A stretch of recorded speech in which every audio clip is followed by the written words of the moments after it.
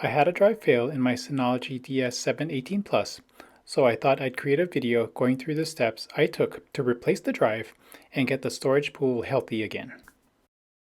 First off, when the drive failed, my DS718 Plus started beeping. Fortunately, I was home at the time, so I heard it and was able to check on it right away. For reference, here's what it sounded like.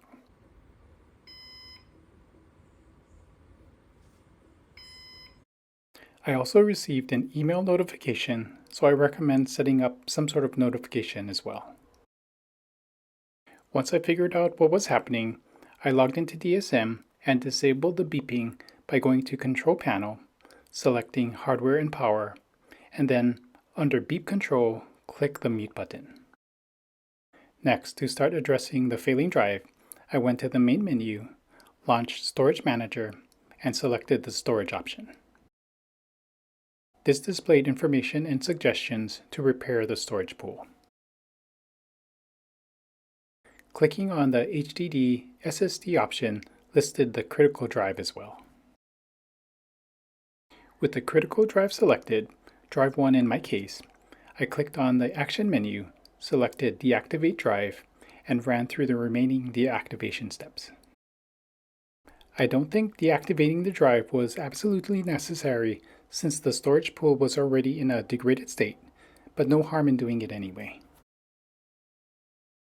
I then replaced the failed drive with a new, larger one that I had on hand. Note that the DS718 Plus supports hot swapping drives, so I didn't have to turn it off before replacing the drive.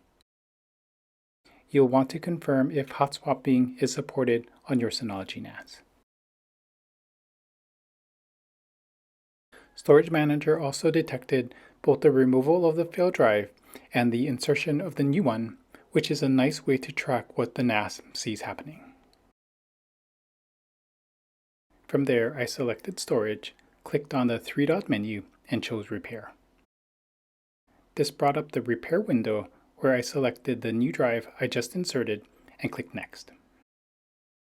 I confirmed that everything looked correct with the repair settings, then clicked Apply and OK on this pop-up window.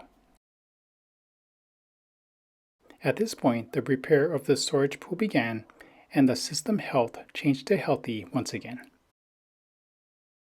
The status light on the NAS changed from amber to green as well.